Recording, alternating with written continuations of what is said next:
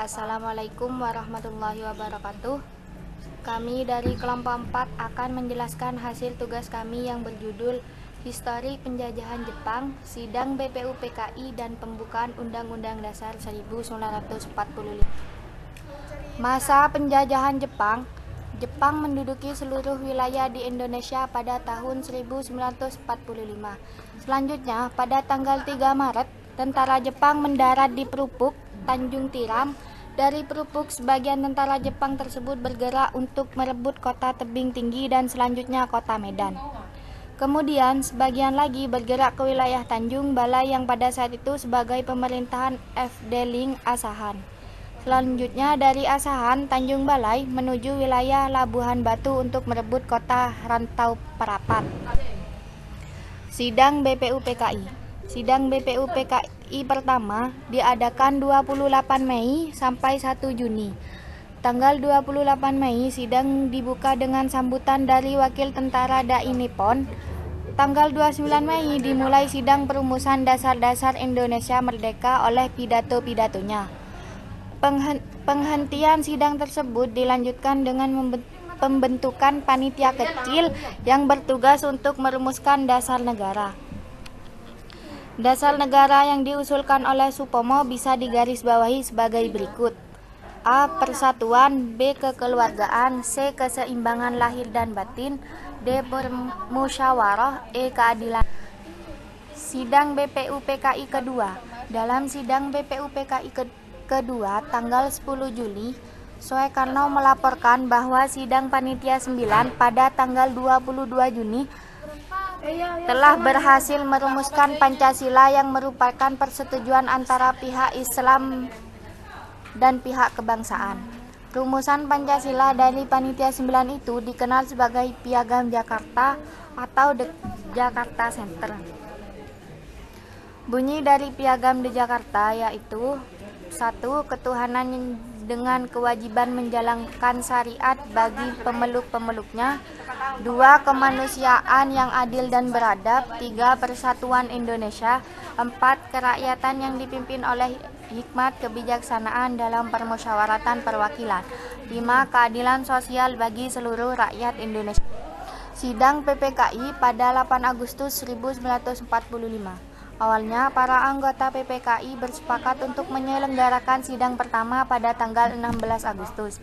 Keputusan tersebut diambil menyambung penetapan nama-nama anggota PPKI yang merupakan representasi perwakilan dari seluruh wilayah Nusantara.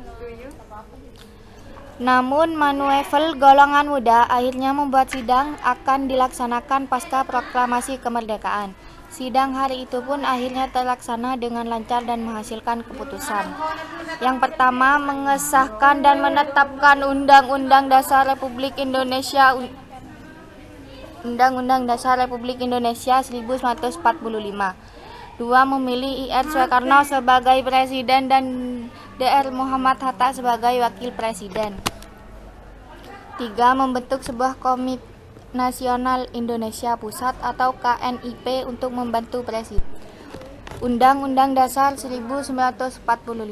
Dalam sejarahnya, Undang-Undang Dasar 1945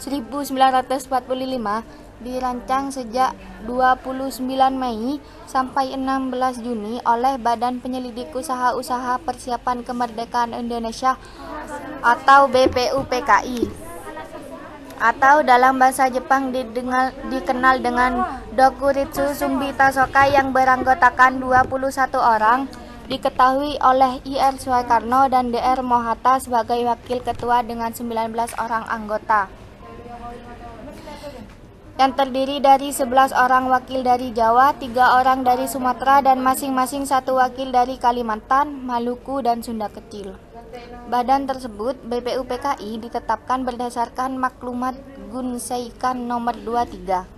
Eksistensi Undang-Undang Dasar 1945 sebagai konstitusi di Indonesia mengalami sejarah yang sangat panjang hingga akhirnya diterima oleh seluruh rakyat sebagai landasan hukum sebagai pelaksana kenegaraan di Indonesia.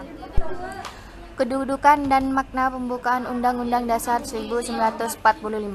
Secara prinsip, Undang-Undang Dasar 1945 berhubungan erat dengan proklamasi maupun Pancasila. Dalam pembukaan tercantum permasalahan yang sangat berhubungan dengan cita-cita proklamasi kemerdekaan RI. Cita-cita tersebut yaitu suatu masyarakat adil dan makmur berdasarkan Pancasila, ikut dalam melaksanakan ketertiban dunia berdasarkan kemerdekaan, perdamaian adil, dan keadilan sosial. Pembukaan UUD 1945 memuat asas-asas dan dasar proklamasi kemerdekaan yang hakikatnya menyatu dan tidak. Baik, terima kasih. Kurang lebihnya mohon maaf. Assalamualaikum warahmatullahi wabarakatuh.